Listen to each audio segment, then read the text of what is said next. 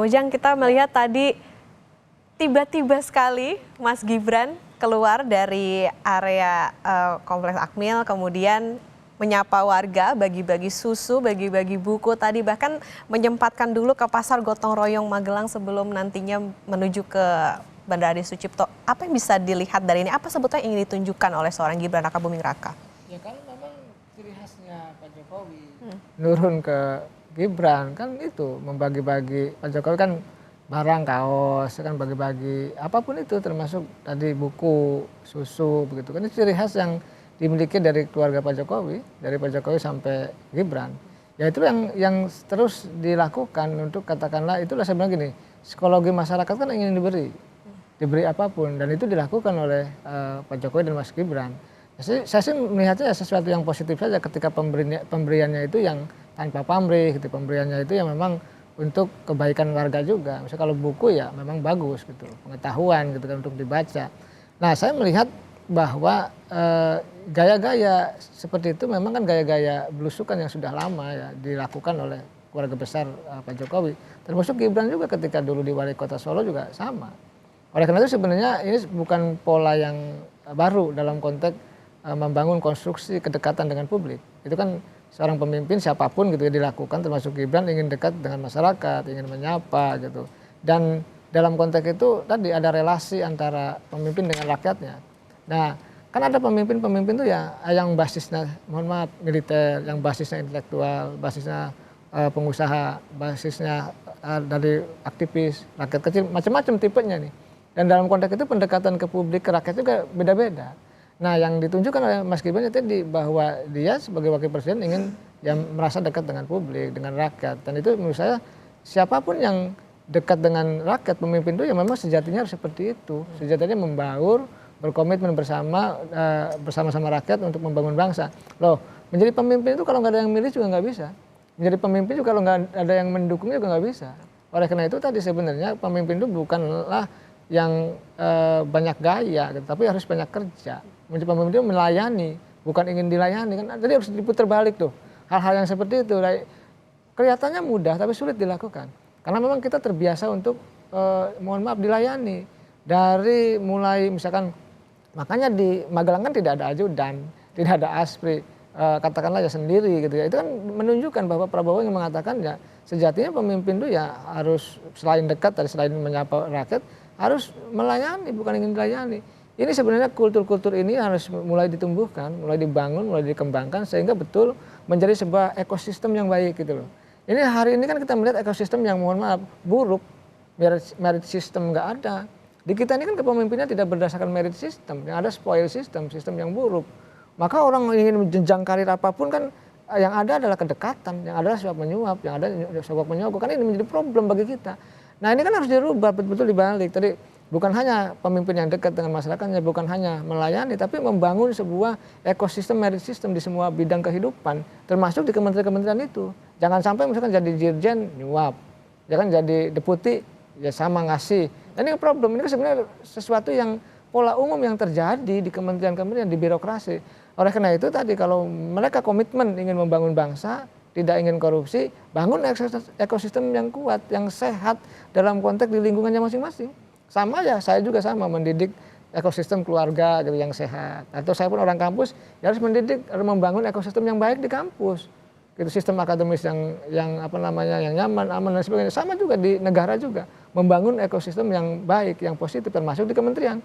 Kalau menterinya tidak bisa menunjukkan ekosistem yang baik ya, mohon maaf bukan pemimpin, bukan seorang menteri. Oleh karena itu banyak sesuatu yang kita balik ya, yang sesungguhnya sederhana yang harus dilakukan oleh para menteri itu. Nah pembekalan itu sebenarnya menjadi apa ya komitmen bersama, sesuatu yang sederhana harus betul-betul dilakukan oleh para menteri itu. Ya tadi begitu sulit mungkin mereka tidak ada ajudan yang biasa dilayani. Kan dulu pernah Mbak, saya juga pernah ikut pimpinan gitu. Jadi paham persis menyiapkan segala sesuatunya kita tuh itu memang ya penjabatan memang harus dilayani. Nah ke depan ya normal-normal saja lah sebagai manusia biasa gitu ya. Tadi saya lihat makanan juga di Magelang juga sederhana gitu. Ya. Itu kan menunjukkan bahwa ya makannya sama dengan rakyat lah gitu. Saya nih Mbak suami ya katakanlah, saya juga sering ngantri dengan ibu-ibu beli nasi uduk gitu ya, lontong sayur. Maksudnya kita biasa saja lah. Walaupun ya kita dianggap akademisi yang mohon maaf yang agak sedikit high class, tapi biasa saja lah. Menteri pun manusia biasa lah, nggak harus menunjukkan flexing, ini loh kami, inilah saya gitu, ataupun menunjukkan kita orang hebat. Enggak, orang hebat itu adalah menunjukkan kinerja terbaik untuk masyarakat bangsa dan negara. Itu tunjukkan saja kualitas itu, bukan menunjukkan kualitas-kualitas yang lain. Kalau mereka bekerja betul-betul berdasarkan kepada hal-hal tadi gitu, yang diinginkan oleh Pak Prabowo, rambu-rambunya diikuti, batasan-batasannya juga jangan dilanggar, jangan tidak offset. Saya rasa kita harus mulai membangun bangsa tadi dari kabinet ini, karena harapannya kan dari kabinet Indonesia membangun. Jadi dari kabinet merah putih lah Indonesia digerakkan gitu. Nanti kalau di pembangunannya atau pergerakannya tidak jalan di kabinet ini, ya mohon maaf, harapan publik akan kecewa. Dan saya masih tetap optimis karena kan belum bekerja nih. Ya, kan kita tunggu satu hari ya, dong, 1 hari 3-4 bulan, maka kita akan nilai bersama. Maka yang bagus kita apresiasi, yang tidak perform ya kita koreksi, kita evaluasi. Inilah sebagai bangsa terbuka untuk sama-sama, kalau bahasa saya pasti bikul khairat, sama-sama berlomba-lomba dalam kebaikan. Nah, menteri itu sama, mereka punya target, punya visi misi program Prabowo yang harus diimplementasikan, ya tinggal berlomba-lomba dalam kebaikan untuk tadi bekerja yang terbaik untuk masyarakat itu. Rakyat itu ini Mbak butuh sesuatu yang real, sesuatu yang betul-betul bisa dirasakan gitu loh. Mana kinerjanya dirasakan nggak? Kalau enggak ya akan berdampak backfire dan negatif bagi kabinet ke depan. Saya meyakini karena mereka sudah digembleng, sudah dibekali untuk bisa bekerja untuk kepentingan rakyat. Masa iya, mohon maaf kalau kita ilustrasikan begini Mbak, kalau kita ada orang di depan kita ya, kita pakai mobil di jalan, tolong minggir, masih nggak minggir sekali, kita ingatkan lagi 2 kali, minggir dong, sama juga tuh Pak Prabowo mengingatkan di Hambalang, mengingatkan di Magelang, udah 2 kali kan, nanti begitu 3 kali, minggir nggak minggir, tabrak aja dong, artinya kan orang yang nggak rasional, nggak benar, suruh minggir nggak minggir, sama juga. Menteri juga, Pak Prabowo mengatakan pembekalan, jangan korupsi loh, jadi di Hambalang. Di Magelang pun sama, jangan korupsi loh, kita bawa narasumbernya KPK, Kejaksaan. Kalau masih korupsi juga, ya habisi aja, kan kira-kira begitulah. Jantung ya Kang ya. Karena membangun bangsa butuh komitmen, tadi penyakit kita adalah kemiskinan, kebodohan, itu akibat korupsi, maka pangkalnya dulu yang harus diselesaikan. Jadi sudah tepat kalau Pak Prabowo berkomitmen memberantas korupsi. Oleh karena itu kita tunggu komitmennya, apa betul-betul bisa direalisasikan atau tidak.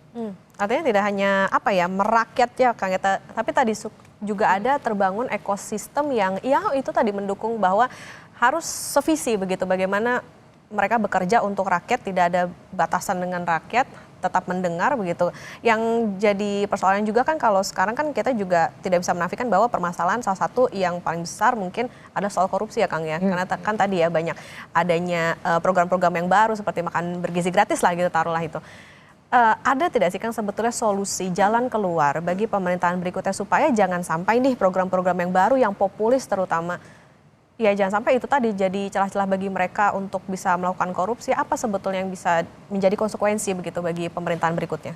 Ya kalau kita bicara pemerintahan berikutnya ya mungkin mereka juga akan mengamati, melihat, menilai ya terkait dengan program makan siang gratis ini. Apakah memang endingnya sukses atau setengah sukses apa tidak.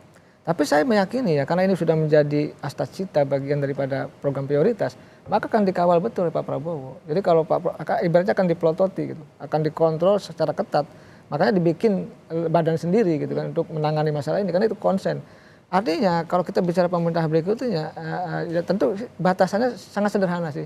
Jangan ngambil yang bukan haknya, jangan menguntit kalau bahasa saya menguntit ya tadi hak orang lain.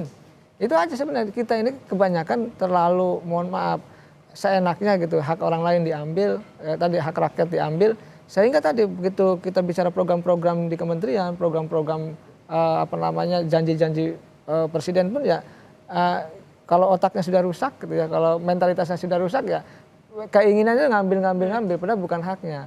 Ya ini sebenarnya membangun kesadaran itu. Nah, saya selalu mengatakan Mbak Okta bahwa kalau mereka itu berjiwa negarawan, mestinya mengesampingkan kepentingan pribadi, utamakan kepentingan masyarakat bangsa dan negara. Yang kedua, kalau memang mereka berjiwa negarawan, menteri-menteri itu, pemimpin-pemimpin itu, maka sebenarnya ucapannya, tindakannya, perilakunya mencerminkan kepentingan masyarakat bangsa dan negara. Makanya tidak ada lagi harusnya ngomong yang seenaknya, buat surat skop untuk kepentingan harusnya tidak ada gitu loh. Karena kalau sudah dibangun kesadaran dan langkah nyata, kepentingannya untuk kepentingan masyarakat bangsa negara. Ini kan seenaknya begitu melakukan, minta maaf seolah-olah sudah selesai.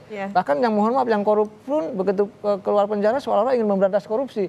Nah ini penyakit-penyakit mental kita yang sejatinya kita perbaiki ke depan. Nah korupsi pun tadi pemerintahan berikutnya misalkan untuk melihat program ini, kelihatannya akan melihat dulu nih dalam 5 tahun seperti apa, apakah sukses atau tidak, ya tentu pemerintahan berikutnya akan menilai. Nah celah-celah korupsi pasti ada di mana-mana. Ya singkirkanlah itulah kepentingan pribadi ya Kang ya, kalau misalnya udah bicara soal bangsa dan negara. Ya saudara, Breaking News Kompas TV nanti akan kami lanjutkan usai jeda, jadi tetaplah bersama kami.